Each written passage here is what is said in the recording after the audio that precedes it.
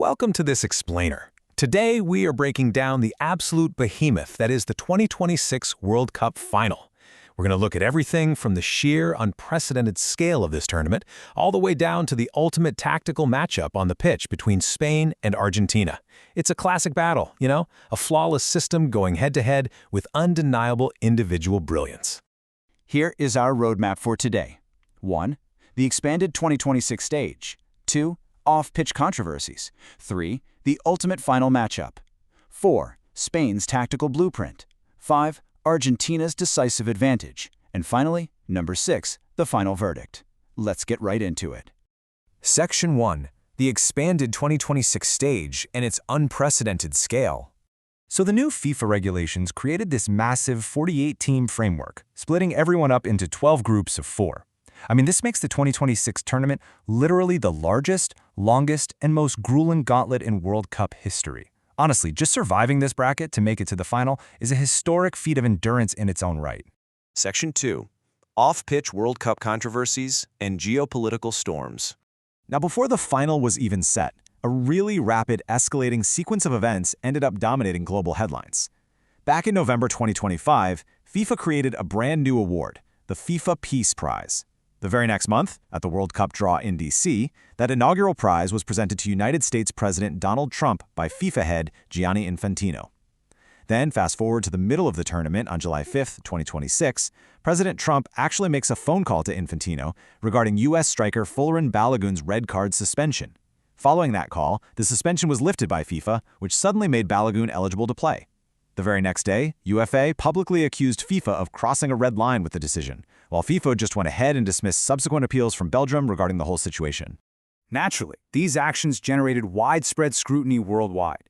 Human rights groups, analysts, and soccer stakeholders really started questioning the transparency of that Peace Prize selection process. Groups like Amnesty International pointedly urged FIFA to act on human rights, which raised some serious questions about the implications for FIFA's long-held claims of political neutrality. We are just looking at what the sources are reporting here, but it definitely added a lot of off-pitch drama to the tournament. Section 3. The ultimate final matchup. A true clash of titans. What makes this game so fascinating is that this final is a classic clash of styles. It's built around Spain's incredible collective control and rigid midfield structure, going directly up against Argentina's battle-tested experience, their proven big-game core, and just explosive individual talent. If we break down the positional matchups, Argentina holds a definitive edge in goal with Emiliano Martinez, especially when you consider his pedigree in penalty shootouts and high-pressure situations. They also have the edge in proven finishing depth up top with Julian Alvarez and Lautaro Martinez. But take a look at the defensive midfield line. Spain has a massive, game-defining advantage when it comes to midfield control with Rodri anchoring the ship. Section 4. Spain's tactical blueprint and midfield supremacy. Spain's hopes rest almost entirely on the shoulders of this core 4. You've got Rodri acting as the controller, dictating possession, shielding the backline, and stopping those quick counterattacks. Then there's Pedri, the creator, whose whole job is to link the midfield to the attack and pick apart Argentina's defense with precise passing between the lines. Finally, out wide, you have the devastating pace of Nico Williams on the left and Lamine Yamal on the right, who is arguably Spain's biggest attacking threat. His one-on-one dribbling is expected to really expose Argentina's fullbacks. But guys, what makes this matchup truly historic is the viral storyline sweeping the globe right now. Years ago, a young Lionel Messi was actually photographed holding a baby Lamine Yamal in a charity photo shoot. It's crazy to think about, right? Now that baby has grown into Spain's ultimate weapon, stepping onto the biggest stage in the world to face down the very legend who once held him. Talk about a dramatic full-circle moment. And to make that weapon work, they need to hit a magic number. 60%. That is the target possession metric Spain absolutely must maintain to successfully limit Argentina's counterattacking opportunities. If they can hold the ball for 60% of the match and aggressively press the second they lose it, they can dictate the entire rhythm and force Argentina to defend for long, really exhausting stretches. Section 5. Argentina's decisive advantage, their ultimate trump card. But Spain's flawless structure has to contend with a terrifying number. 1. That is the number of players Argentina has who is uniquely capable of deciding the entire World Cup with a single, fleeting moment of brilliance. And that one player, of course, is Lionel Messi. I mean, the guy has an absolutely staggering 8 goals and 4 assists in this tournament alone, making him the competition's most productive player.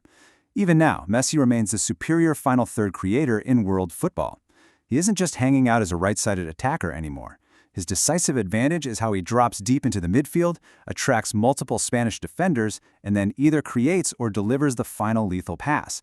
Spain's defense has been outstanding. They've conceded just 1 single goal all tournament, but keeping Messi from getting the ball between the lines without leaving huge wide-open spaces for Argentina's other runners, that is the ultimate defensive puzzle. Section 6. The final verdict. Who takes the crown?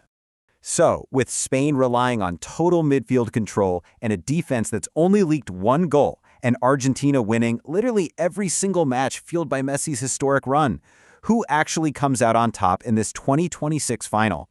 Based on all the tactical data we've analyzed, the projections are leaning narrowly toward a 2-1 victory for Spain.